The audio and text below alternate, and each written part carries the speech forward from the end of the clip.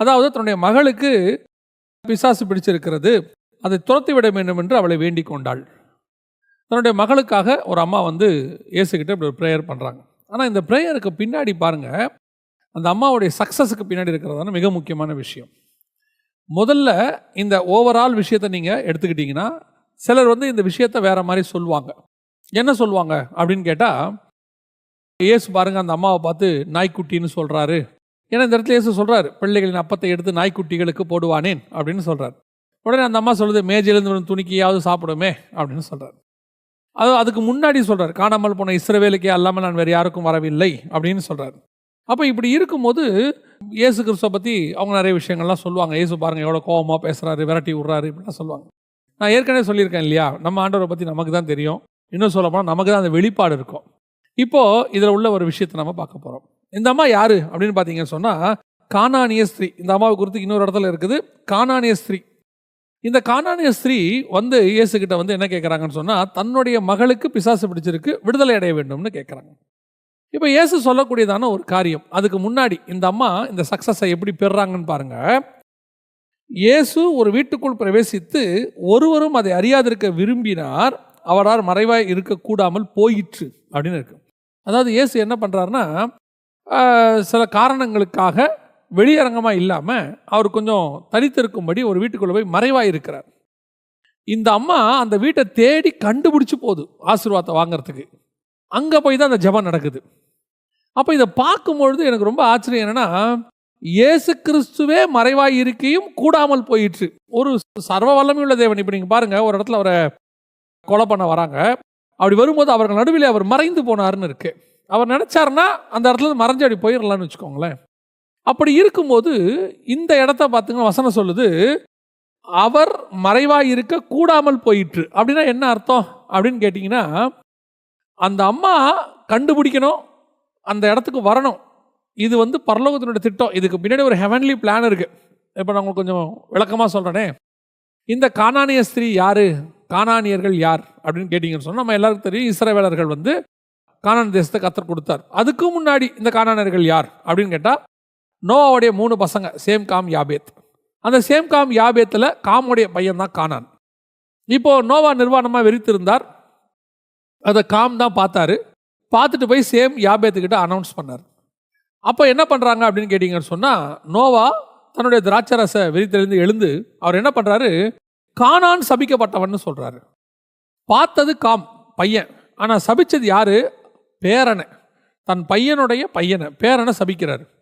இதில் கானான் என்ன மிஸ்டேக் பண்ணா அப்படின்னு கேட்டிங்கன்னா, அந்த இடத்துல அந்த சம்பவத்தில் கானானுடைய பிரச்சனை ஒன்றுமே கிடையாது. கானானை பொறுத்த வரைக்கும் இந்த விஷயத்தில் சம்பந்தம் இல்லாதவன். அப்பா தப்பு பண்ணார். அப்பாவை ஏன் நோவா சபிக்கலை அப்படின்னா, அதுக்கு வேறொரு ரீசன் இருக்குது. ஆண்டவர் காம் அதுக்கு முன்னாடி ஆசீர்வதிச்சிட்டார். ஆதியாகமத்தின் புத்தகத்தில் சேம் காம் யாபேத்தை ஆண்டவர் 3 பேருமே ஆசீர்வதிச்சிட்டார். நோவாவையும் அவன் குமாரரையும் ஆசீர்வதித்து அப்படின்னு இருக்கு. ஸோ கர்த்தர் ஆசீர்வதித்த ஒருத்தனை மனுஷன் சபிச்சானா அந்த சாபம் நிற்காது. இது நல்லா யாருக்கு தெரியுது, நோவாவுக்கு தெரியுது. அதனால தான் நோவா என்ன பண்ணுறாரு, போட்டு கானானை சபிக்கிறார். அடுத்த ஜென்ரேஷனை சபிக்கிறார். இந்த ஜென்ரேஷன் தப்பிச்சுக்கிட்டோம், ஆனால் உன்னோட அடுத்த ஜென்ரேஷன் போச்சுன்னு சொல்கிறார்.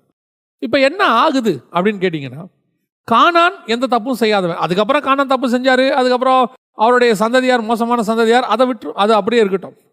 ஆனால் இந்த சாபம், நோவா கொடுத்த சாபம் கானானுக்கு எப்படி வந்தது, தன் தகப்பன் மூலமாக வந்தது. இப்போ இந்த அம்மாவுடைய சந்ததி பிசாசு பிடிச்சிருச்சு. இந்த அம்மா நிற்கிது. இந்த அம்மா இப்போ யாரு, தகப்பனுடைய சாபத்தை சுமந்து கொண்டு நிற்கக்கூடிய ஒரு சந்ததி. இப்போ இங்கே நிற்கிற இவர் யாரு, பிள்ளைகளின் பாவத்தை சுமக்க வந்த தகப்பன். இந்த விஷயம்தான் அதில் ரொம்ப முக்கியமான விஷயம். தகப்பனுடைய சாபத்தை சுமந்து கொண்டு வந்திருக்கிற ஒரு மகள் பிள்ளைகளுடைய பாவத்தை சுமக்க வந்ததான ஒரு தகப்பன் அவரை மீட் பண்ணுறான். இப்போ எதுக்கு வந்திருக்கா, ஏன் பிள்ளைகளை கொஞ்சம் மீட்டு கொடுங்க அப்படின்னு கேட்குறான். இப்போ நியாயமாக இயேசு அந்த இடத்துல என்ன சொல்கிறாரு, காணாமல் போன இஸ்ரவேலுக்கு இல்லாமல் நான் யாருக்கும் வரலைன்னா இவர் நியாயமாக போயிருக்கணும் தானே. இப்போ அந்த அம்மாவுக்கு அந்த ஸ்பிரிச்சுவல் தாட் அங்கே ஒர்க் அவுட் ஆகுது பாருங்க. ஆவியானவர் பேச வைக்கிறாரு பாருங்க. இப்போ அந்த அம்மா சொல்லுது, பிள்ளைகளின் அப்பத்தை எடுத்து நாய்க்குட்டிகளுக்கு போடுவானேன்னு மேஜிலிருந்து துணிக்கி எனக்கு கொடுத்துருங்கன்னு சொல்லுது. இஸ்ரவேல்து நீங்கள் மேட்சில் இருக்கிற அப்பத்தை நீங்கள் அவனுக்கு கொடுத்துருங்க, நானே அப்பம் ஜீவ அப்பம் அவனுக்கு கொடுத்துருங்க. அவன் வேணான்னு எதையாவது மேஜிலேருந்து கீழே விழும் இல்லையா, துணிக்கை விழும் இல்லை. அதனால தான் இயேசு எப்பவுமே சொல்வார், துணிக்கைகளை எடுங்க எடுங்கம்பார். இப்போ அதை எங்கிட்ட கொடுங்க அப்படின்னு அந்த அம்மா கேட்குது. ஆண்டவர் சொல்கிறாரு, நீ சொன்ன அந்த வார்த்தை நிமித்தம் போகலாம். இன்னொரு இடத்துல இதே சம்பவத்தை இன்னொரு காஸ்பல்ல உன் விசுவாசம் பெரியுதுங்கிறார். இப்போ இதுதான் அந்த இடத்துல ஒரு கான்வர்சேஷன். அதுக்கு பின்னாடி இருக்கிற விஷயம் உங்களுக்கு பேக்ரவுண்டை நான் உங்களுக்கு சொல்கிறேன். கானானியர்கள் புறஜாதியாருக்கு அடையாளம், நமக்கு அங்கே தான் ஆசீர்வாதம் வருது. அந்த இடத்துல அந்த ஆசீர்வாதம் நம்மக்கிட்ட வருது. இப்போது இந்த ஆசீர்வாதத்தை பெறுவதற்கு அந்த அம்மா செய்த முதலாவது, இயேசு ஒரு வீட்டுக்குள் மறைவாக இருந்தார். அதோடைய அர்த்தம் என்ன? புறஜாதியாருக்கு தேவன் மறைவாக இருக்கிறார். எப்போ சிலுவை வர வரைக்கும் அவர் மறைவாய் தான் இருந்தார். சிலுவைக்கு வர்றதுக்கு முன்னாடி இப்போ நமக்கு அவர் வெளியரங்கமாக இருக்கிறார். இப்போ ஆண்டவர் சொல்றாரு, நான் தேடாதவர்களாலே கண்டறியப்பட்டேன், ரோமர். இப்போ நமக்கு அதுக்கு முன்னாடி, சிலுவை வரதுக்கு முன்னாடி புறஜாதியாருக்கு அவர் மறைவாய் இருந்தார். அவர் அந்த மறைவாய் இருந்தவரை அவள் தேடி கண்டுபிடித்தாள். முதலாவது, ஃபர்ஸ்ட். ரெண்டாவது, அவள் வாங்கினது தனக்கு உரியதை அல்ல, தனக்கு இல்லாத ஆசீர்வாதத்தை அவளுடைய ஜெபம் பெற வைத்தது. அதான் ரொம்ப ப்ளஸ் பாயிண்ட். நமக்கு கிடைக்காத ஆசீர்வாதத்தை நம்மளால் பெற்றுக்கொள்ள முடியுமா அப்படின்னு கேட்டிங்கன்னா, அவர்கள் அதை இழந்தால் நாம் அதை பெற்றுக்கொள்ள முடியும். அவர்கள் தகுதி இல்லாதவர்களை போனால் நாம் போய் ஜெபிக்கும் போது அது நமக்கு கிடைக்கிறதுக்கு வாய்ப்பு இருக்கிறது. பாருங்க, ஏசாவுடைய ஆசீர்வாதம் யாக்கோபுக்கு கிடைத்தது. யூதாசினுடையதான அப்போஸ்தலர் பட்டம் வேறொருத்தனுக்கு கிடைத்தது. ஆண்டவர் அழைச்சது அவரை தான். ஆனால் அவர் தகுதி இல்லாமல் போகும்போது அதை இன்னொருத்தருக்கு கொடுப்பதற்கு அவர் வல்லமை உள்ளவராக இருக்கிறார். ஆனால் அதை பெறுவதற்கு நீங்கள் தயாராக இருக்கணும். அதுதான் உங்கள் ஜெபம். பல நாட்களாக ஆண்டவர் உங்களுக்கு அந்த ஆசீர்வாத நியமிகள்னாவே இருக்கட்டுமே, ஆனால் நீங்கள் அதை வாஞ்சித்து கேட்டீங்கன்னா, அவர்கள் அதை தகுதி இல்லாமல் போனால் கர்த்தர் அதை உங்களுக்கு தருவதற்கு வல்லமை உள்ளவராக இருக்கிறார். இஸ்ரவேலின் ராஜ்யபாரம் சவுலுக்குரியது தான். ஆனால் அவன் தகுதி இல்லாதவனாய் போன போது அந்த ராஜ்யபாரம் தாவீதுக்கு கிடைத்தது. அதே தான் நான் உங்களுக்கும் சொல்கிறேன். இந்த காலை வேளையில் நம்ம எல்லாராலையும் புறக்கணிக்கப்பட்டிருப்போம், எல்லாராலும் ஒதுக்கப்பட்டிருப்போம், நமக்கு எதுவுமே இல்லாத ஒரு சூழ்நிலையாக இருக்கும். இது உனக்கு இல்லைன்னே சொல்லியிருப்பாங்க. ஆனால் ஆண்டவர் சொல்கிறாரு, அதை நான் உனக்கு தருவதற்கு வல்லமையுள்ளவராக இருக்கிறேன். விசுவாசம் பெரியது. அவ தேடி கண்டுபிடிச்சா பாருங்க அந்த ஆசீர்வாதத்தை. இந்த காலை வேளையில் நாம் தேடி கண்டுபிடிப்போம். நமக்குரியது ஆண்டவர் எவ்வளவு மறைவாய் இருந்தாலும் அதை வெளியரங்கமாக்குவதற்கு கர்த்தர் வல்லமை உள்ளவராகவே இருக்கிறார். நம்ம அதை சில விஷயங்களை நம்ம கொஞ்சம் கஷ்டப்பட்டு பெறணும்னு ஆண்டவர் விரும்புகிறார். அப்போ தான் அதோட வேல்யூ நமக்கு தெரியும். பாருங்களேன், எந்த ஒரு விஷயமும் ஈஸியாக கிடச்சிட்டு அந்த வேல்யூ நமக்கு தெரியாது. பாருங்கள், சில கடினமான பாதைகளை கர்த்தர் அனுமதிக்கிறார். இப்போ இயேசு அவளை சாதாரணமாக அந்த வீட்டுக்குள்ளே பார்த்துருக்க முடியும்னு நினைக்கிறீங்களா? எகிப்திலிருந்து ஒரு சில கிரேக்க வாலிபர்கள் இயேசுவை பார்க்க வராங்க. முதல்ல அவங்க யாரை போய் பார்க்குறாங்க தெரியுமா? அந்திரேயாவை பார்க்குறாங்க. அந்திரேயா போய் யோவான்கிட்ட சொல்கிறாரு, யோவான் போய் இயேசுகிட்ட சொல்கிறார். இதுதான் அன்னைக்கு இருந்த புரோட்டோகால். காரணம், சில சுச்சுவேஷன்ஸ்னால அப்படி இயேசு மறைஞ்சிருந்தார். ஆனால் இங்கே எதுவுமே இல்லை, அவர் மறைந்திருந்தார், அவள் தேடி கண்டுபிடித்தாள். அதான் சபை, அதான் புதிய ஏற்பாட்டு சபை. உங்களால் என்னாலையும் அப்படி கண்டுபிடிக்க முடியும். இந்த வேதத்தினுடைய பொக்கிஷங்களை தேடி கண்டுபிடிங்க, ஆராய்ந்து பாருங்க. இது யாருக்கு கொடுத்தது, எப்படி கொடுத்ததுலாம் கிடையாது, இது நமக்கு கொடுத்தது. அந்த அந்த அந்த எதிர்பார்ப்போடு கூட, அந்த வாஞ்சையோடு கூட நீங்கள் தேடினீங்கன்னா, எத்தனையோ பேரை நான் கேட்டிருக்கிறேன். சொல்லுவாங்க, எனக்கு எழுத படிக்க கூட தெரியாதுங்க, ஆனால் கர்த்தர் எனக்கு பைபிள் படிக்க சொல்லி கொடுத்தாரு. நான் படித்ததே பைபிளை தான். அவங்களுக்கு பள்ளிக்கூடம் பக்கமே போகாதவங்க சபைக்கு வரும்போது, ஐயோ ஆண்டவரே நான் பைபிள் படிக்க முடியலன்னு கேட்கும்போது ஆண்டவர் பைபிள் படிக்க சொல்லி கொடுத்து அவங்க அதிலிருந்து வேதத்திலேருந்து எடுத்து போதிப்பாங்க. பேதுரு எழுதுகிற சம்பவங்கள்லாம் நீங்கள் பாருங்கள். பூமியானது ஜலத்தினால் உண்டாக்கி ஜலத்தினால் நிலை கொண்டு இருக்கிறது போலன்னு எழுதுறாரு. இது எவ்வளோ பெரிய சயின்ஸ் தெரியுங்களா? இன்னைக்கு வரைக்கும் தண்ணியை தான் பூமியில் தேடுறாங்க. இவ்வளோ பெரிய சயின்ஸை யாருக்கு சொல்கிறாரு? பேதுரு சொல்கிறாரு, படிப்பறிவு இல்லாத எங்களை கொண்டு கர்த்தர் இப்படிப்பட்ட காரியங்கள், அன்ஸ்கூலிங், ஸ்கூல் பக்கமே போகாத ஒரு ஆள்னு ஒரு டிரான்ஸ்லேஷனில். அவள் உங்களுக்கும் எனக்கும் அப்படித்தான். நாம் தகுதி இல்லாதவர்களாக இருந்தாலும், மறைக்கப்பட்டிருந்தாலும், கிடைக்கக்கூடாததாக இருந்தாலும் கர்த்தர் அதை தருவதற்கு வல்லமை உள்ளவராகவே இருக்கிறார். பல நேரங்களில் ஆடு மேய்க்கிறவனுக்கு ராஜா பதவியா யோசிச்சு பாருங்க. கர்த்தர் நினைச்சா அதை கொடுப்பாரு. ஜெயிலில் இருக்கிற ஒரு கைதிக்கு பிரதமர் பதவியா? கர்த்தர் நினைச்சா யோசேப்புக்கு கொடுத்தாரு, உங்களுக்கும் கொடுப்பாரு. ஒரு அடிமையாக கொண்டு வரப்பட்டு சங்கிலியில் கட்டப்பட்டவனுக்கு கவர்னர் போஸ்டா? கர்த்தர் நினைச்சா தானியேல், சாத்ராக், மேஷாக், ஆபேத்நேகோவுக்கு செய்த மாதிரி உங்களுக்கும் செய்வார். கர்த்தர் என்ன வேணாலும் செய்வார். அவருக்கு எங்கேருந்து யாரை எங்கே உட்கார வைக்கிறோம் முக்கியம் இல்லை, நம்ம எப்படி தேடி கண்டுபிடிக்கிறோம் அதான் முக்கியம். ரெண்டாவது, அதை நம்ம கேட்குற விதம்னு ஒன்று இருக்கு, ஆண்டவர்கிட்ட கேட்குற விதம் இருக்குது. யாக்கோபு கேட்டாம பாருங்க, நீ என்னை ஆசீர்வாதத்தாலோடையுமே நான் விட மாட்டேன், உன்னை ஆசீர்வதிக்கவே நான் வரலப்பா. நம்ம ஏற்கனவே நம்ம பார்த்துருக்குறோம், இந்த ஜெபத்திலேயே பார்த்துருக்குறோம். யாக்கோபை ஆசீர்வதிக்க கர்த்தர் வரல, யாக்கோபை தேற்றதான் கர்த்தர் வந்தார். அதுக்கப்புறம் 2 அதிகாரம் கழிச்சு தான் அவனை ஆசீர்வதிக்க அவர் வந்தார். அப்போ இதே சம்பவம் அங்கே நடக்கும், ஆனால் அங்கே ஆசீர்வதிப்பார், அங்கே தான் விஷயத்த சொல்லுவார். ஆனால் இங்கே அவன் கேட்குறான், போராடுறான், எனக்கு ஆசீர்வாதத்தை கொடுங்க. கொடுக்கக்கூடாத இடம் அந்த இடத்துல கொடுக்க வேண்டியதில்லை, ஆனால் அவன் கேட்குறான். போராட்டும் போது கர்த்தர் மீறாமல் அதை செய்கிறார். அதுதான் நான் உங்களுக்கு சொல்ல வரேன். ஆண்டவர் நமக்கு செய்வார். நம்ம மேலே அவருக்கு அவ்வளோ பாசம் இருக்குது, உங்கள் மேலே அவ்வளோ பாசம் இருக்குது. நீங்கள் ஆண்டவர்கிட்ட கேட்டு பாருங்களேன், அது பிள்ளைகளுக்கு உரியது இல்லைன்னாலும் ஆண்டவர் நமக்கு தருவார். இந்த புதிய ஏற்பாட்டினுடைய வெளியரங்கமாக்கப்பட்டதான இந்த சத்தியங்கள் இருக்குது, இது உள்ள இருக்கிற மகத்துவங்கள் இருக்கு, இதெல்லாம் உங்களுக்கும் எனக்கும் கிடைக்கக்கூடிய அளவுக்கு நம்ம தகுதி வாய்ந்தவங்க நீங்கள் நினைக்கிறீங்களா? இல்லை நம்ம கொடுக்கக்கூடிய தரிசனங்கள் கர்த்தர் நம்மக்கிட்ட அதெல்லாம் விடுங்க, நம்மக்கிட்ட ஆண்டவர் ஊழிய அழைப்பு கொடுக்குறாரு, இந்த அழைப்புக்கு நீங்களான தகுதி உடையவங்களா? கொஞ்சம் உட்காந்து யோசித்து பாருங்கப்பா. இதில் எழுதினது கிட்டத்தட்ட 40க்கும் மேற்பட்டவங்க எழுதியிருக்கிறாங்க. அவங்களோட டெடிகேஷன்ஸ் எல்லாம் நீங்கள் பாருங்கள். அந்த டெடிகேஷன் பண்ண அவ்வளோ டெடிக்கேட்டடாக இருந்தவங்களுக்கு கிடைச்ச இந்த மகத்துவத்தை உங்களுக்கும் எனக்கும் கர்த்தர் இன்னைக்கு கொடுக்குறாருன்னா நாம் எந்த அளவுக்கு இவங்களுக்கு ஈக்குவல் ஆகிட்டோம்னு நீங்கள் நினைக்கிறீங்க? அதான் நான் சொல்லுவேன், கர்த்தர் தகுதி இல்லாதவனை தகுதிப்படுத்துகிறார், புழுதியிலிருந்து கர்த்தர் உயர்த்துகிறார். யாரை எங்கே உட்கார வைக்கிறாருன்னு அவருக்கு தான் தெரியும். நாம் அதுக்கு தகுதியுடையவங்களே கிடையாது. நம்ம எதிர்பார்க்கறது என்ன தெரியுமா? மேஜையிலிருந்து விழும் துணிக்கைகள், அதை எதிர்பார்க்குறோம். அதுதான் நம்ம ஜெபம். ஆண்டவரே, எனக்கு மேலே இருக்கிற அந்த அப்பத்தை உட்காந்து சாப்பிட்ற டேபிளில் உட்காந்து சாப்பிட்டுக்கிட்டு இருக்கிறாங்களே எல்லாரும், அதை சாப்பிட்ற அளவுக்கு எனக்கு தகுதி இல்லை, அது எனக்கு நல்லா தெரியும். எனக்கு நீங்கள் அந்த துணிக்கையை கொடுங்க. ஆக்சுவலாக அந்த அம்மாவுக்கு என்ன கிடைச்சது தெரியுங்களா? அந்த மேஜையிலேருந்து துணிக்கைக்கு நாய்க்குட்டிக்கு தானே கேட்டாங்க. அந்த மேஜையிலேருந்து துணிக்கை விழல, அப்பமே விழுந்துருச்சு. இஸ்ரவேலர்கள் மேஜையிலேருந்து உட்காந்து சாப்பிட்றவன்னா அவன் ஒருவேளை அவன் சாப்பிட்ற அப்பம் இயேசு கிறிஸ்துவா இருந்தால் அவன் தூக்கி போட்ட அப்பம் யாருன்னா இயேசு கிறிஸ்து. அவன் இயேசு தூக்கி புறம்பே போட்டான். இன்னைக்கு நமக்கு கிடைச்சிருக்குது துணிக்கை கிடையாது, அப்பமே கிடைச்சிருக்கு.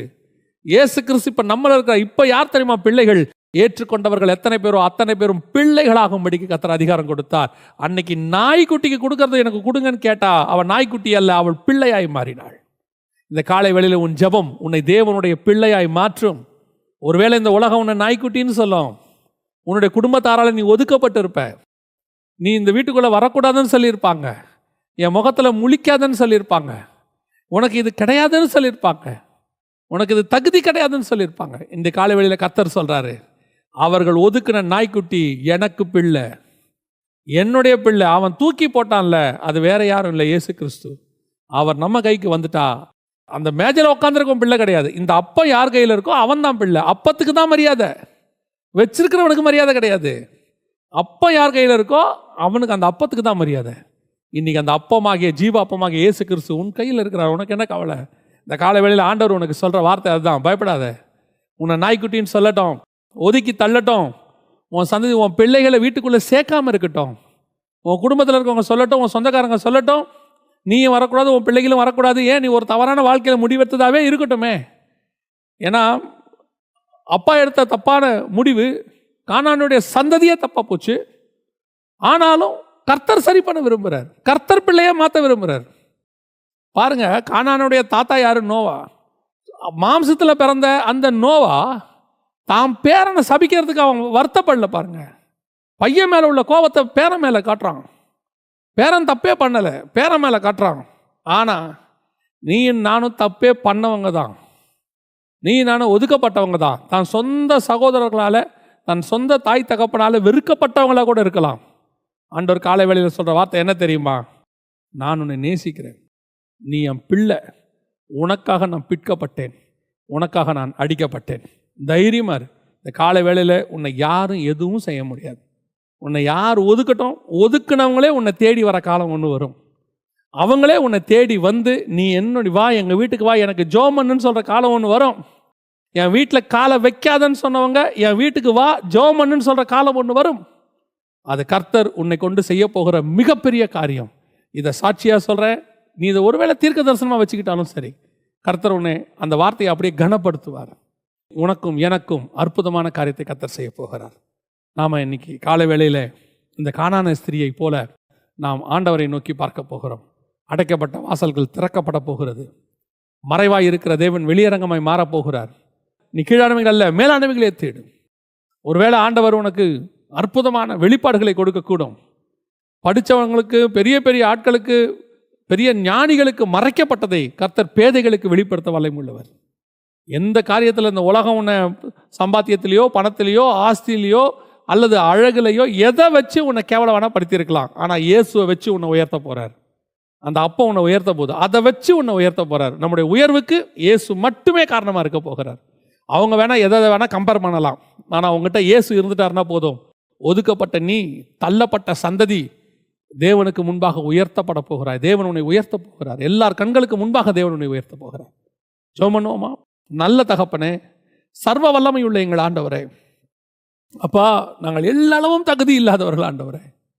நாங்கள் ஒதுக்கப்பட்டதான ஒரு சந்ததி, மனுஷனால் நிராகரிக்கப்பட்டவர்கள் ஆண்டவரே.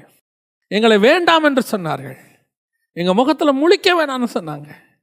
நாங்கள் துணிக்கைக்கு காத்திருந்த காலம் இருக்கிறது ஆண்டவரே. யாராவது அன்பா பேசுவாங்களான்னு எதிர்பார்த்திருக்கிற காலம் இருந்துச்சு ஆண்டவரே. ஆனால் எங்களுக்கு அப்பத்தையே நீங்கள் கொடுத்துட்டீங்க ஆண்டவரே. அப்பத்தையே எங்கள் கையில் கொடுத்துட்டீங்க. நீங்களே வந்துட்டீங்கப்பா ஆண்டவரே. இனி மனுஷனுடைய நேசத்தை பார்க்கலாம், மேலான நேசம் எங்கள் கையில் கிடச்சிருச்சு. மனுஷனுடைய ஞானத்தை பார்க்கலாம், மேலான ஞானம் எங்களுக்கு கிடச்சிருச்சு. மனுஷனுடைய அரவணைப்பை பார்க்கலாம், மேலான அரவணைப்பு எங்களுக்கு கிடச்சிருச்சு. இனி நாங்கள் தேடி போகிறதில்லை. அந்த அப்பம் எங்கள் கையில் இருக்கிறதுனால இனி எல்லாரும் அந்த அப்பத்துக்காக எங்களை தேடி வர போகிறாங்க. நாங்கள் விசுவாசிக்கிறோம்ப்பா. நீங்கள் எங்கள் கூட இருந்துட்டீங்கன்னா போதும். கர்த்தரை இவ்வளவு சமீபமாய் பெற்ற வேறு ஜாதி எதுன்னு இருக்கேப்பா. நீங்கள் என் கூட இருக்கிறதுக்காக ஸ்தோத்திரம் ஆண்டவரே. ஒவ்வொரு நாளும் இந்த அப்பத்தை மாத்திரம் இஸ்ரவேலர்கள் இழந்தா மாதிரி நாங்கள் இழந்துடவே கூடாது ஆண்டவரே. இந்த அப்பத்தை பிட்டு நாங்கள் புசித்து ஒவ்வொரு நாளும் கானானுக்குள்ளே பிரவேசிக்கிற வரைக்கும் வானத்தின் மன்னாவை நாங்கள் புசிக்க கிருபை பாராட்டும். ஆசீர்வதியும், வழி நடத்தும் எங்கள் ஆண்டவர் இயேசுவின் நாமத்தில் பிதாவே, ஆமென்.